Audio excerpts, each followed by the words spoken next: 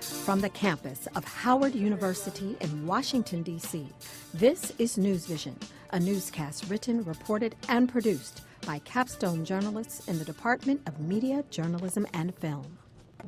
From addressing the rising issue of gentrification in the nation's capital to learning how to stay fly at 100. To taking a walk down memory lane at Howard University, this semester's NewsVision class exemplified top-class journalistic skills by reporting on topics that matter most to you. Hello, I'm Judea Murray. And I'm Niall Campbell. Welcome to the 2017 Fall Semester edition of NewsVision, the capstone course and newscast for broadcast and multimedia journalists at Howard University. We begin with the presidency of Donald Trump. It's been quite a year, from numerous controversies such as the repeal of the Affordable Care Act, to immigration reform, to the status of minorities in the U.S., to even the tax plan. As President Trump finishes up his first year in office, NewsVision reporters asked the public what they thought of the president's job so far.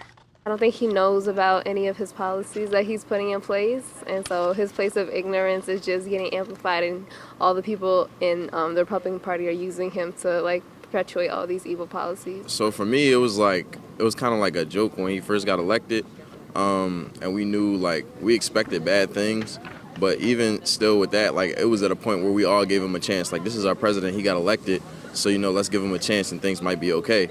But it still turned out to be what we expected, and it's still as bad as we thought it was going to be. So. And a November 28th Daily Gallup poll, which surveyed Americans on Trump's job approval, 38% approved of the president, while 55% disapproved. The poll has a margin of error of 3 percentage points. One of the many controversial decisions made by the Trump administration includes the end of the Deferred Action for Childhood Arrivals Act, better known as DACA. This program's end will affect nearly 800,000 people who are under the program's protection. NewsVision reporter Cathy has the story. In the 14th and B Street Busboys and Poets location, there is a sign that reads, "Ask your bookseller about ways that you can help defend DACA." The sign can be viewed as you enter the popular establishment's bookstore section. There you'll find bookseller supervisor Laura Lannon, who helped create the sign and the accompanying display.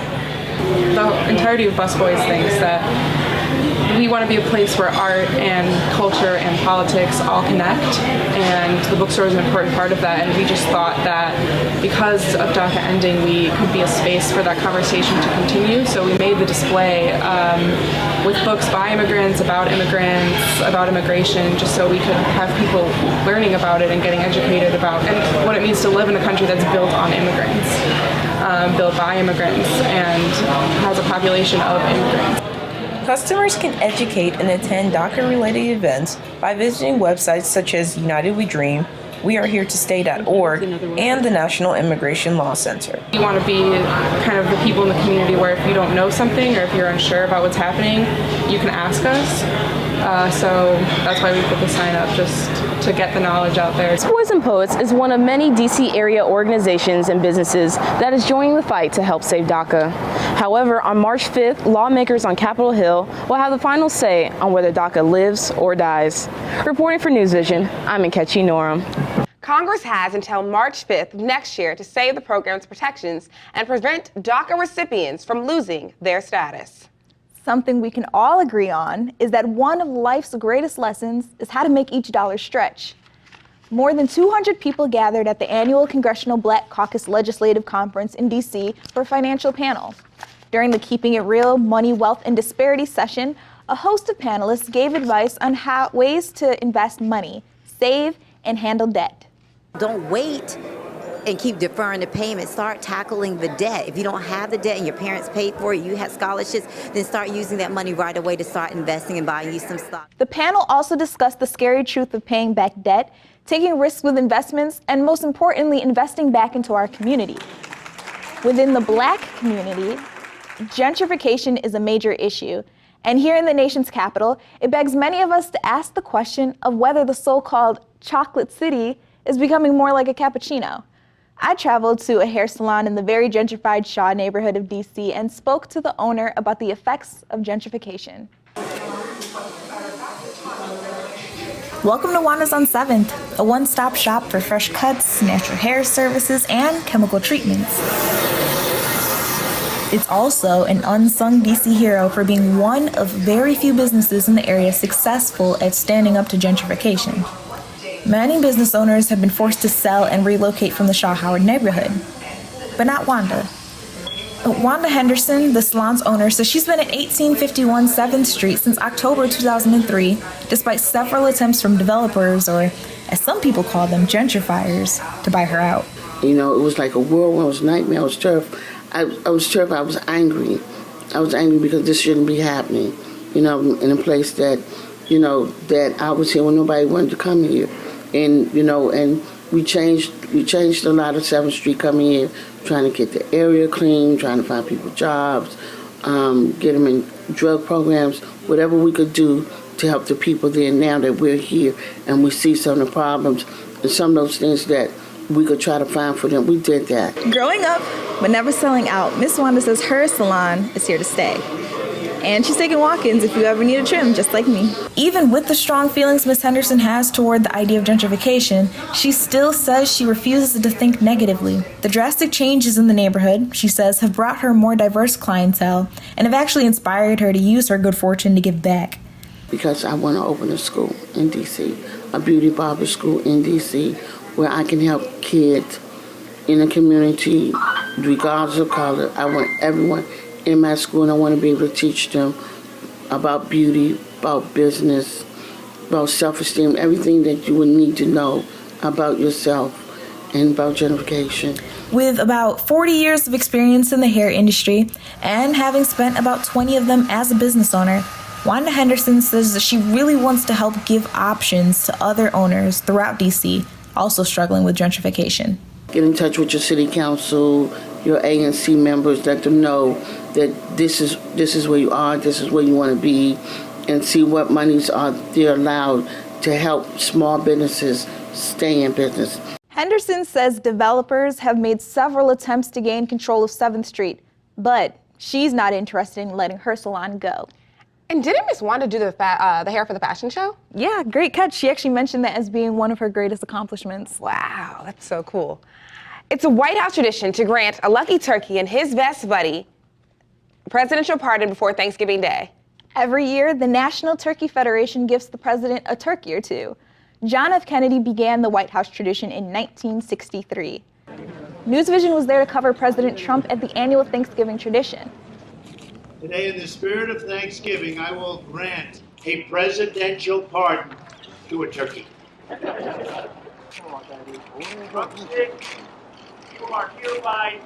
This year, the White House posted a Twitter poll to let the people decide which bird would receive Trump's presidential pardon, drumstick or wishbone. Although drumstick won, his counterpart, wishbone, will join him at the Virginia Tech's Department of Animal and Poultry Sciences for the remainder of their turkey days. After the pardoning, the first family departed to their home in Florida to enjoy the Thanksgiving holiday. We've all heard about climate change, but what does it all mean? And more importantly, how does it affect you? We'll tell you what scientists are saying. And a look at the series issue of sexual assault. How can you stay safe? All this and more next. The team going in. Do you go to sleep wishing you could stay in the know of all things Howard and in the metropolitan area? Well, NewsVision was made just for you. Filled with Howard University School of Communication students who will always protect your right to know. Wake up and watch NewsVision. Reporting for NewsVision, I'm Cathy. With Howard University NewsVision, I'm Lauren Coleman. For NewsVision, I'm Courtney Tate. I gotta watch NewsVision. What do wildfires, hurricanes, and rising sea levels all have in common? Scientists suspect that the frequency of these events are the result of climate change, which impacts the weather, air quality, food, and water. Organizations want more political involvement in the climate discussion. More recently, social media has been filled with the testimonies of sexual assault survivors under the hashtag #MeToo. Many have joined an alliance, and we wanted to know if that alliance existed within the walls of D.C. NewsVision reporter Jai Rogers has the story. Here in the nation's capital, we are known for our boisterous community, our many institutions of higher learning and education, and our tourist attractions. But underneath the foot traffic are women and men suffering at the hands of unmarked predators, and every fifth citizen walking along district streets could in fact be a victim of sexual violence. In Washington, D.C., only about 28% of sexual assault survivors actually report their incidents to local authorities, either from fear of backlash or police bias. So if these assaulters are not being reprimanded by law, what is in place locally to rehabilitate these victims? Organizations like the D.C. Rape Crisis Center and the District Alliance for Safe Housing are nonprofit organizations around the city dedicated to helping survivors. Chanel Bird, an advocate for DASH, works with domestic violence victims and knows firsthand what it takes to give these women and men a safe space. So we've had, people that needed to come in on an emergency moving basis. And so we as the advocate team would have to get together immediately, prepare a unit, fill the unit up with your basic needs, but that need can range from, dishes to sheets to deodorant, lotion, and DASH provides that. DASH is essentially a homeless shelter and relies heavily on food and toiletries donated to them by citizens and banks alike. And because they house the children of victims and reside at an undisclosed location, assistance and self-care are a priority. Volunteers around the city work diligently to make sure that where survivors have felt let down, DASH can fill in those gaps. Sometimes it doesn't have to be what you or I might consider a big thing, but sometimes it's just being able to assist and helping fulfill any small need. With NewsVision, I'm Jai Rogers. We now move to another issue that's affecting the nation's capital. A 2017 report shows that the District of Columbia has the highest rate of homelessness among 32 major cities in America. The Coalition for Homelessness is a nonprofit that helps more than 500 homeless residents in the district. The mission of their Emory Workbed program is to teach employed homeless men how to become self-sufficient by providing them with a number of supportive services. And what Emory has done for me is allowed me to feel like the man that I'm supposed to be, allow me to grow, mentally. And I'm working on getting my credit straight right now. With a high success rate, Emory has proven successful in its mission to get homeless men back on their feet. With homelessness becomes other issues in the community, such as hunger. WHUR 96.3 FM Howard University Radio hosted its annual food drive, Food to Feed, just in time for the holidays. Some volunteers began collecting car-side donations as early as 6 a.m. and finished at 6 p.m. All proceeds from the day will be donated to the Capital Area Food Bank and Shabbat Ministries to help feed families in the surrounding community for the holidays. Still ahead on NewsVision, loving the skin you're in. How you can get celebrity clear skin on a budget. We'll tell you next. And well, I think the main thing is to be walking, especially outside. We'll meet this young 100-year-old who's still as fly as ever. I can't just watch from the stands like a fan anymore. I'm a journalist. My job is to put eyes where my viewers aren't able to go. And to tell the stories you might not hear. NewsVision encourages me to think outside the box. I take the big stories and give my audience a new vision. I'm the reporter, the producer, the writer, and anchor of tomorrow. No doubt about it. NewsVision is world news made local by Howard University's soon-to-be professionals. And we will be professional. Rundown. 3, 2. A big issue for women is their skin, especially women of color. Skin is one of the most complicated things to master. We go from dealing with acne to trying to prevent wrinkles. NewsVision reporter Taylor Gordon investigates the age-old saying, "Black don't crack." There are a host of black celebs who seem to defy the act of time by not aging. While some may argue they found the fountain of youth, there's one thing we can't deny. Black don't crack. But what is it about black skin that doesn't seem to fade with time? According to Dr. Yolanda Holmes, if you're melanin-filled, you may have hit the jackpot when it comes to looking young a lot longer. Well, I think that we're very fortunate and blessed because we have melanin in our skin that protects us against the sun. The sun causes fine lines, wrinkles, and spots on your skin.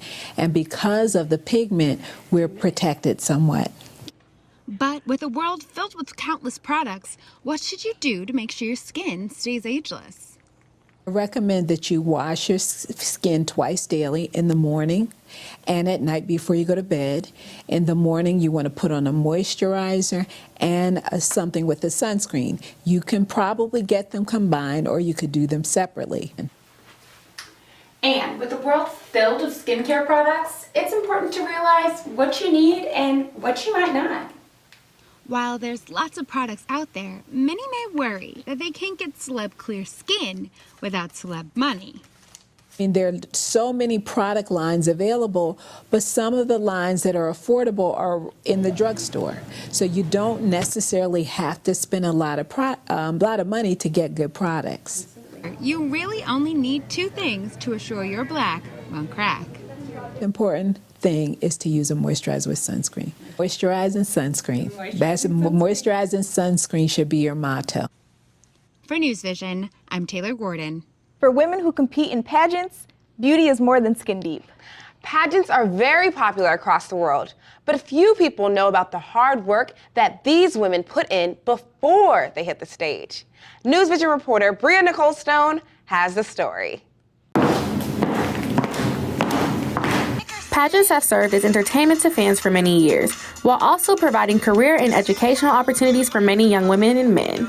To outsiders, pageant girls are known for their gowns, extensive wardrobe, and stage performances. However, it is a world full of competitiveness and perseverance.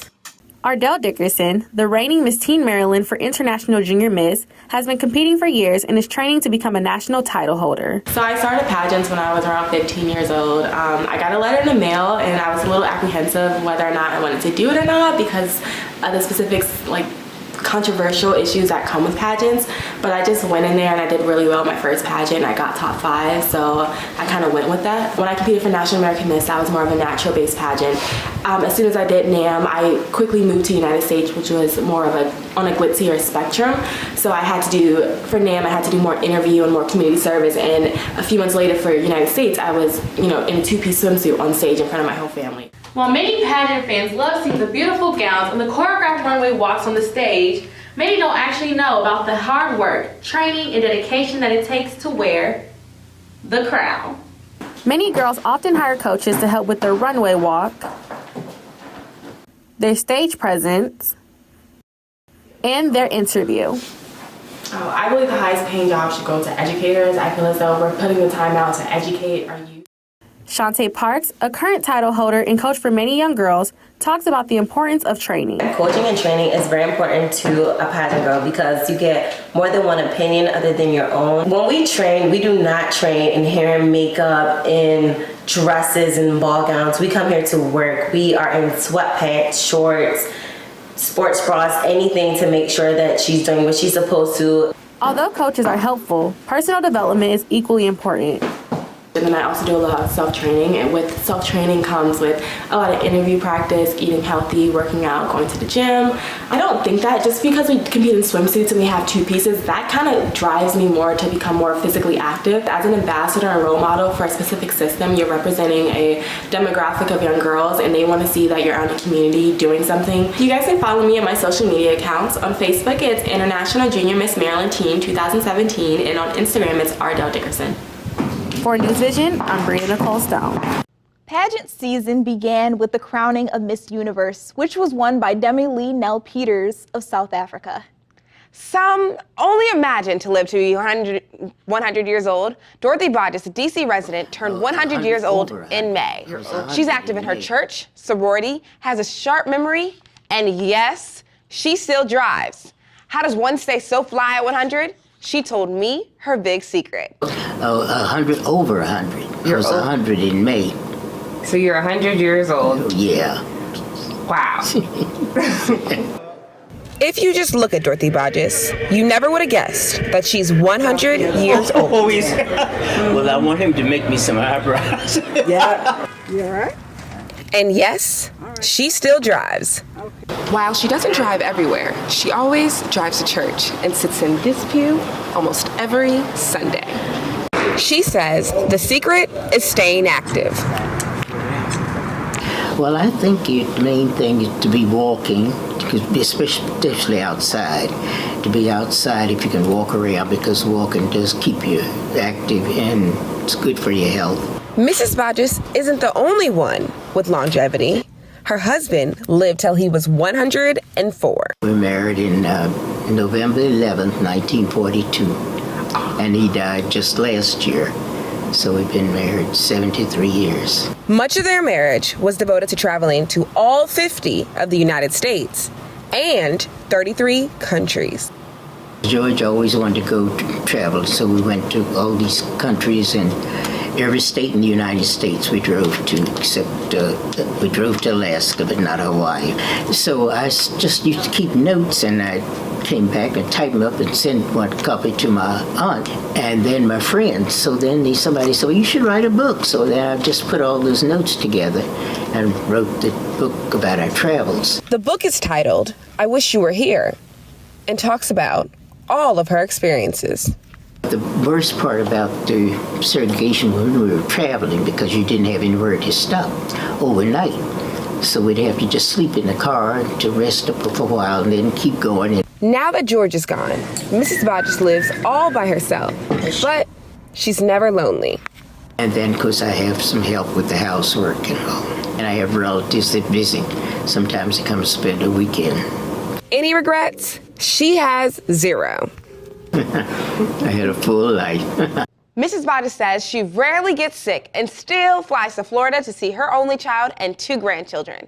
She tells me she'll make that trip until she can't fly anymore. Wow. She's truly an inspiration. Yeah, it was an honor to be able to talk to her. I bet it was. Well, there's more ahead on NewsVision.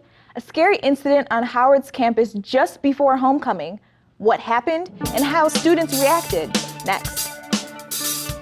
And how some students got a head start, compliments of the Cathy Hughes School of Communications. It's crazy. Like all these natural disasters, the weather doesn't know what to do with itself. 1 minute it's hot, 1 minute it's cold. It has to be global warming. I heard global warming is a myth. I saw on Twitter that the Earth is getting further away from the sun. Well, I don't know if that's true. Maybe you should get your news from NewsVision. Looking for quick, reliable news? Look no further than Howard University NewsVision, where we will bring the news to you and keep your vision 2020. 2017 has been a very interesting year at Howard University. This past September, former FBI Director James Comey served as the university's 150th convocation keynote speaker. As Comey stood to begin his speech, to actually take something apart to learn how it works. There is simply too little time taken in the rest of the real world to reflect, to think, to try to... I think whenever people feel inspired or impassioned to want to discuss and debate an issue, then sometimes protest is a way that is demonstrated. I think that protest is a healthy way to get an exchange of ideas, but the important part about protest is that there has to be communication. After convocation, protests continued outside with movements, leaders refusing to talk to any social media sources. The month after convocation, another event made national news. NewsVision reporter Courtney Tate was on campus to get the story. She joins us now with more. That's right, Nayo. It started as a normal day on Howard's campus and everyone was getting excited about Howard's homecoming week. But that excitement quickly turned into terror as word of an active shooter spread across campus. Students across Howard University's campus were on temporary lockdown after reported threats of a shooting arose earlier this morning. The threat initially began around the School of Medicine. However, cops raided the administration building after a reported sighting of the suspect. I think it was really inappropriate for an individual to take a gun into an administrative building and bring harm to a campus that's, just around 10,000 students. But furthermore, I was very satisfied with the way the university informed the students and the community members about what was occurring on campus. I was personally notified by a student who was immediately to my left in the classroom. Even though administration sent out an all-clear alert around 2 p.m., they still suspended classes and urged students to continue to be conscious of their safety. It was It was a really tense experience. You know, we didn't really know what was going on, but obviously the campus PD and the Metro PD worked together well to make sure that nothing transpired and that all the students and faculty and staff were safe. Students and faculty have also been preparing for homecoming this week. More students are beginning to be more aware of their safety on campus, especially around huge events such as Howard's homecoming. Today was surprising. Traditionally, you think of Howard as a safe space, so you don't imagine shooters or anything crazy like that happening, especially during homecoming week. You know, although some of us wish we would have known sooner, I'm happy with the way administration handled it, that all of us are safe at the end of the day, and I just hope that that same trend continues into the rest of homecoming week so that everybody can enjoy themselves and know that they'll be safe all weekend. As you can see right behind me, homecoming is in full effect, so it is imperative that students remain conscious and aware of their surroundings this week. For NewsVision, I'm Courtney Tate. Thank you for that, Courtney. Howard University sent alerts via text and social media to let students know of the alleged shooter. According to DC police, no gun or shooter was found. That's a relief. Getting that perfect internship or job can be a stressful process for college students. Fortunately, Howard University has the Cathy Hughes School of Communications Job and Internship Fair. The annual event is one of the few places where college students can sit down and pitch themselves to media professionals with hopes of securing that position. Howard University students aren't the only students who attended the fair.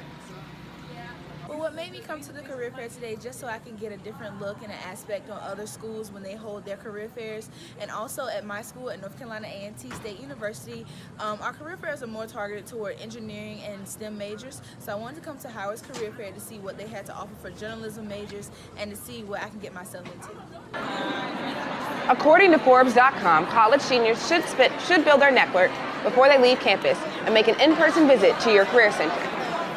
Coming up next, a celebration 40 years in the making at the Mother Pearl Howard University for the men known as the Thunderbirds. And this young DJ is changing the world of radio. All that and more right after this. I can't just watch from the stands like a fan anymore. I'm a journalist. My job is to put eyes where my viewers aren't able to go. And to tell the stories you might not hear. NewsVision encourages me to think outside the box. I take the big stories and give my audience a new vision. I'm the reporter, the producer, the writer, and anchor of tomorrow. No doubt about it. NewsVision is world news made local by Howard University's soon-to-be professionals. And we will be professional. Rundown, 3, 2. As the Howard University football season came to a close, fans were left hopeful as the program secured its first winning season since the 2012-2013. Led by freshman phenom Kaylin Newton and head coach Mike London, the Bison proved to everyone that their first record-breaking win against the University of Las Vegas was no fluke. Congratulations, Howard University, and we look forward to another winning season next year. 40 years ago, 16 men became members of Omega Psi Phi fraternity at the Mother Pearl, Howard University. They call themselves the Supreme Uncontrollable Thunderbird 16. When they crossed, they weren't allowed to have their probate ceremony known as the Long Walk. However, that didn't shake their bond as line brothers or friends. The love that they have for each other has been the glue that's kept them close 4 decades down the road. You go through things together, just like the Army and military and all that kind of stuff. There's a bond that's built. Now, you can let that bond slip, or you can keep feeding it. And the line brothers I have, they are great at feeding that love. Thunderbirds reunited on campus. For those who were unable to make it, they finally took their long walk as brothers. Most radio personalities spend years trying to get their own show. But this young woman is already making noise on the airwaves after working at a station for less than a month. NewsVision reporter Tanaja Smith went to Radio 1 in Silver Spring to see Little Bacon Bear in action. If you want to be in the building to see Trey Songz next week, you better be on my phone line. You're looking at Little Bacon Bear, the newest voice on 93.9 WKYS, the DMV's top radio station for hip-hop and R&B. The Kansas native moved here 5 years ago. I came here for opportunity because, doing television, radio, film, there's not a huge market for black people to do it, especially there. You don't see many black anchors there. So I needed to go somewhere so I could get some Sauce. Little Bacon Bear got her first shot on air after former host Shorty the Prince left the evening slot to fulfill other personal endeavors. Yeah, this is my first month, actually. Oh, really? Yeah, I haven't had this show for longer than a month. Well, we don't have anybody to do it. You're the youngest one that can do it. Yeah, you haven't worked here for longer than a month, but we want to give you his show. We're going to try it out. We're going to see. And if it floats, it floats. And if it don't, yeah, well. Although Bacon is the youngest on the team, she isn't worried at all because her work speaks for itself. Well, hey, I got 10 more years to get it right when you guys are 30, 40, 50 and still ain't got it right yet, so. Now I gotta hang up in your face, babe. I do get those, you're good for a girl, but especially you're good for a girl that looks as young as you do, that is as young as you do. And the only way that I combat it is to show them I can do it, because you can't take it from me. I can actually do it. And to know that I am the person that has to give you the information. I give you the bad news. I give you the good news. I make you smile. I make you laugh. I do all of those things. It's a very overwhelming responsibility to have to deal with, but there are certain people that are tasked with the gift, and if you spend your life trying to run from the gift in which you were given, you're going to end up feeling like unrewarded. Reporting for NewsVision, I'm Tanasia Smith. Thank you. You can listen to the young, energetic Little Bacon Bear weekdays on 93.9 WKYS from 7 p.m. to midnight. Little Bacon Bear is definitely the personification of Black girl magic. And speaking of Black girl magic, as you can see, our Capstone NewsVision class are all women this semester. And we have assumed all roles, both behind the camera and in front of it, to make this NewsVision newscast happen. Now we are one step closer in taking our long walk as alumna of Howard University. On behalf of all of us, we'd like to thank our professor, Jennifer Thomas, the Cathy Hughes School of Communications, and thank you for watching. I'm Nio Campbell. I'm Judea Murray. We wish you the happiest holidays. And remember to keep your vision 2020.